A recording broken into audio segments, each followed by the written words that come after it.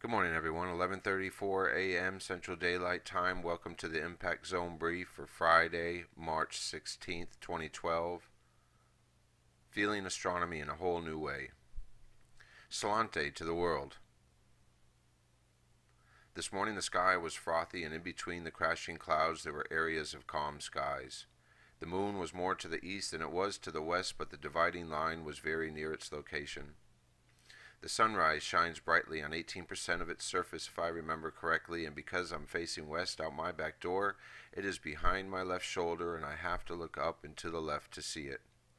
Then it is gone, buried by a maverick-sized wave of yellow and red clouds.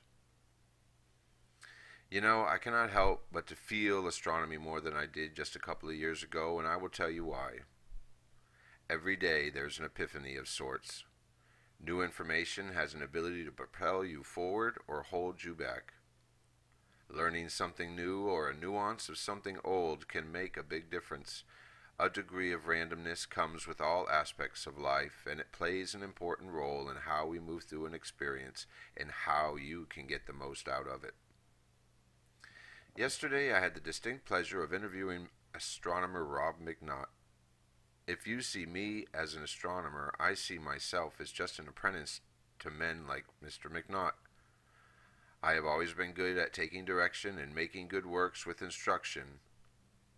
I was waiting for direction without even knowing it until a discussion after the interview was over. I am taking randomness to a whole new level and discovering that I am getting exactly what I need. Astronomer Rob McNaught was seated inside the offices of itelescope.net, located on top of an ancient volcano in Australia on Friday, March 16th at 9 a.m.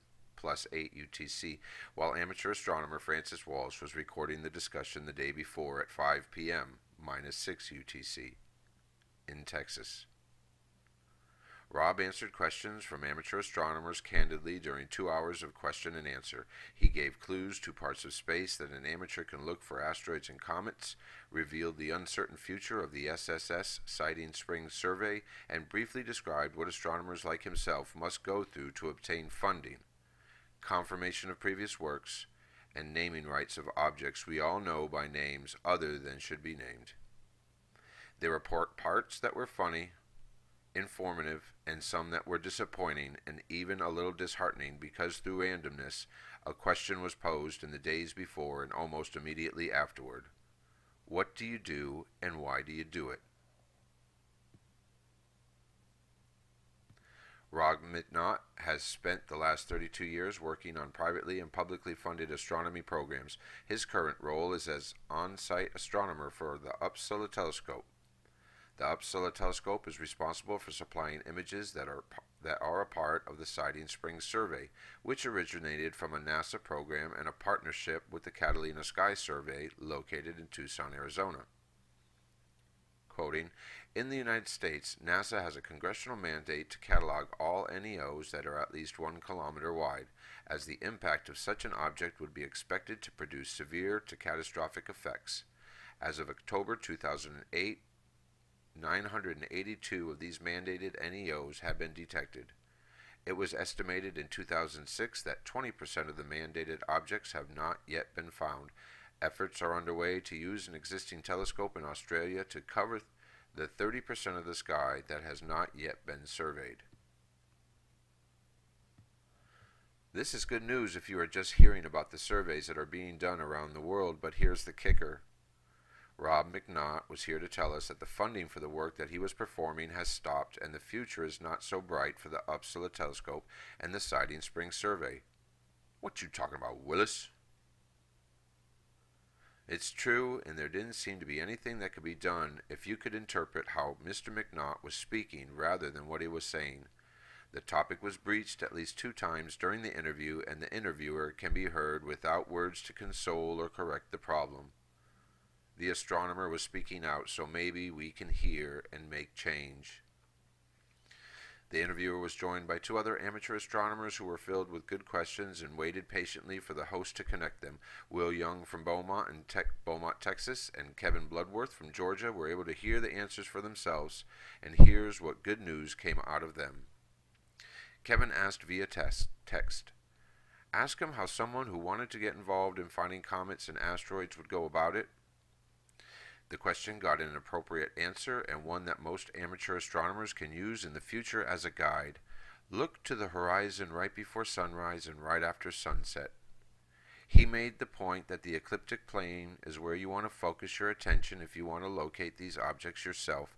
The reason for this is because you are looking through the area with the highest population. There was at least one amateur astronomer in the discussion which found this very revealing. Being an amateur is fun, yo. Will asked, what was the furthest away you found a comet or asteroid? Rob said the farthest away he had found an object was probably about 9 AU, or the distance to Saturn. Here is some more interesting news for an amateur who recently recovered Pluto in his own images. Understanding the limits of our own expectations is as important as having expectations. Overreaching is not as good as going for it and achieving your goal. Tonight you will hear the entire interview on freedomslips.com from 7 to 9 p.m. Central Daylight Time, 11 a.m. to 1 p.m. Saturday if you're in Siding Spring, Australia, during episode number 42 of Collision Course on Revolution Radio. Collision Course is a weekly astronomy report that happens every Friday night. Join me, Francis Walsh, as I chat inside the Revolution Radio chat room and moderate the show on air live. It should be an interesting evening of live and taped discussion. Join me. All you have to do is click on Java or Flash to join the chat room from the freedomslips.com homepage.